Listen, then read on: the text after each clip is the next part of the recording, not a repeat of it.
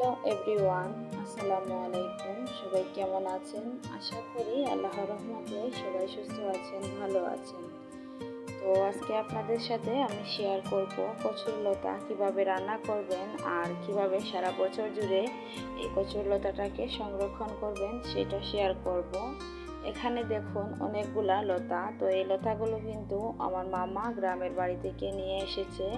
আমরা যেহেতু একটু শহর সাইডে থাকি, তো ওখান থেকে কিন্তু আমরা লতাটা কিনে খাই সচরাচর। তো উনি কিন্তু এখন আমাদের জন্য অনেকগুলা লতা তুলে নিয়ে আসছে। তো ভাবলাম এই লতাগুলোকে আমি সংরক্ষণ করি আর আপনাদেরকে শেয়ার করি। তো এখানে আমি আর আমার খালা মিলে লতাগুলোকে কেটে কুটে পরিষ্কার করে নিচ্ছি। তো এখানে কিন্তু 3-4 কেজি লতা হবে। তো এই 3-4 কেজি লতা তো একসাথে খাওয়া সম্ভব না, এর জন্য আমি লতাগুলোকে সংরক্ষণ করব ডিপ ফ্রিজে। তো কীভাবে করব আপনাদের সাথে শেয়ার করব। প্লিজ সবাই পুরো ভিডিওটি দেখবেন আর ভিডিওটি দেখার প্লিজ একটি লাইক দিয়ে দিবেন। আপনাদের একটি লাইকে কিন্তু আমার ভিডিওটি নতুন সদস্যের কাছে পৌঁছাতে অনেক বেশি সাহায্য করবে। তো দেখুন আমি লতাটাকে কেটে কুটে পরিষ্কার করে ভালো করে ধুয়ে নিয়েছি। এখন আমি আপনাদের সাথে প্রথমে রান্নার প্রসেসিংটা শেয়ার করব। তো আমরা কম বেশি সবাই লতা রান্না করতে পারি আর আমি যেভাবে রান্না করছি আপনাদের সাথে শেয়ার করছি। এখানে আমি প্রথমে লতাগুলো সিদ্ধ দিয়ে দিচ্ছি। তো প্রথমে 1 চিমটি পরিমাণ হলুদ দিয়ে হালকা অল্প একটু পানি দিয়ে আমি লতাগুলোকে সিদ্ধ করে নিব। এতে করে কি লতা রান্না করার পর গলা চুলকাবে না। তো এর জন্য আগে থেকেই সিদ্ধ করে নিব। তো বেশি সিদ্ধ করব না, একটা ব্লক চলে আসলেই আমি নামিয়ে নিব। তো দেখুন আমি একটা প্লাস্টিকের জালিতে আমি এটাকে ঢেলে নিলাম। তো পানিটা ঝরে যাওয়া পর্যন্ত অপেক্ষা করব। আর এদিকে আমি রান্না করার জন্য কড়াইতে দিয়ে দিলাম পরিমাণ মতো তেল, দিয়ে দিলাম রসুন বাটা আর দিয়ে দিলাম পেঁয়াজ গ্রেট করে রাখা। এখন ভালো করে লাল লাল করে ভেজে নিব।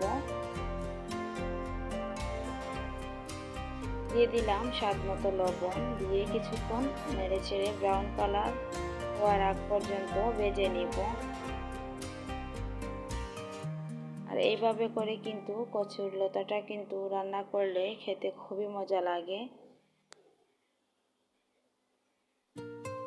আমার চ্যানেলে যদি নতুন ভিজিট করে থাকেন আর আমার ভিডিও যদি কোনো অংশ আপনাদের কাছে একটু হলেও ভালো লেগে থাকে, তাহলে প্লিজ আমার চ্যানেলটিকে সাবস্ক্রাইব করে পাশে থাকা বেল বাটনটি অলে প্রেস করে রাখবেন।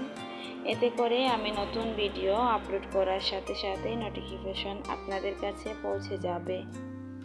তখন আপনাদের সাথে কথা বলতে বলতে আমি সবগুলো মশলা দিয়ে দিলাম, দিয়ে অল্প একটু পানি দিয়ে কষিয়ে নেব। তো মশলাটা এই পর্যায়ে যত বেশি ভালো করে কষাবেন, লতা রান্নার পর কিন্তু খেতে খুবই মজা লাগবে। তো মশলাটা কষানো হয়ে গেলে আমি আগে থেকে সিদ্ধ করে রাখা লতাগুলো দিয়ে দিব, দিয়ে ঢাকনা দিয়ে রেখে কিছুক্ষণ রান্না করে নেব।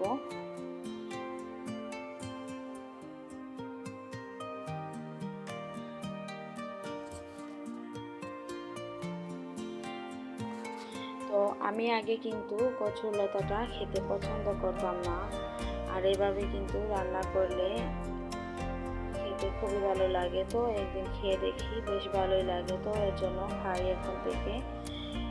আর এভাবে যদি বাড়ি থেকে তুলে আনেন লতা, বাজারে কিনে না এনে বাড়ি থেকে যদি টাটকা লতা তুলে এনে রান্না করেন, তাহলে কিন্তু খেতে খুবই মজা লাগে। আর আমি আপনাদের সাথে আরেকটি টিপস এখানে শেয়ার করি। আমরা যে বাজার থেকে যে লতাগুলো এনে রান্না করি, ওই লতাতে কিন্তু স্কিনটা তুলতে অনেকটাই কষ্ট হয়, কারণ ওই লতাটা কিন্তু বাসি হয়ে যায় এর জন্য। আর এই যে আমি টাটকা লতাটা আপনাদের সাথে রান্না করে শেয়ার করছি, এটা এইমাত্র তুলে আনা হয়েছে। আর এর জন্য এর স্কিনটা কিন্তু খুবই সহজেই তোলা যাচ্ছে। আপনাদেরকে ভিডিও প্রথমেই দেখিয়ে দিয়েছিলাম, আপনারা অবশ্যই দেখেছেন। তো দেখুন এখন আমি লতাগুলো দিয়ে ভালো করে নেড়ে ছেড়ে কিছুক্ষণ রান্না করে নিব, আর অল্প একটু পানি দিয়ে দিব। আর লতাতে কিন্তু বেশি পানি থাকলে খেতে ভালো লাগে না, একটু শুকনো শুকনো রেখে আমি রান্না করে নিব। তো দেখুন অল্প একটু পানি দিয়ে দিলাম, এখানে 1 কাপ পরিমাণ পানি হবে। এই পানিটা কিন্তু আমি শুকিয়ে নিব। এখন কিছুক্ষণ রান্না করে নিয়েছি। এই পর্যায়ে লতাটা সিদ্ধ হয়ে গেছে আর ঝোলটা ফুটে উঠেছে আর অনেকটাই পানি শুকিয়ে এসেছে। এখন আমি মাছ দিয়ে দিব, দিয়ে লবণটা চেক করে নিব ঠিকঠাক আছে কিনা। আমি অনেক সময় রান্না করি কিন্তু আমার লবণটা একটু কম থাকে, এজন্য আমি কিন্তু কোনো সময় রান্না করার সময় লবণ যে দিই এটা চেক করি না। আর সবাই খেয়ে বলে যে লবণ কম হয়েছে। তো লবণ কম হলে তো লাগিয়ে খাওয়া যাবে, কিন্তু লবণ যদি বেশি দেন তাহলে তো কমানো যাবে না। তো এর জন্যই আমি সবসময় লবণ একটু কম দিয়ে থাকি আর সবার শেষে একটু চেক করে নেই। তো আজকে আমি সবার শেষে লবণটা চেক করে নিয়েছি, লবণটা পারফেক্ট হয়েছে। আর এখন আমি মাছ দিয়ে আরও কিছুক্ষণ রান্না করে লতাটা নামিয়ে নিব আর পরিবেশন করে আপনাদেরকে দেখিয়ে দিব লতাটা কতটা সুন্দর এবং লোভনীয় হয়েছে। আর খেতেও কিন্তু খুবই সুস্বাদু ছিল। তো দেখুন লতার কালারটা মাশাআল্লাহ খুবই সুন্দর হয়েছে। নিজের প্রশংসা নিজেই করছি, আপনারা একটু কমেন্ট করে বলবেন যে লতার কালারটা কতটা সুন্দর হয়েছে। তো এখন আমি আপনাদেরকে দেখিয়ে দিব আমি লতা কিভাবে সংরক্ষণ করি।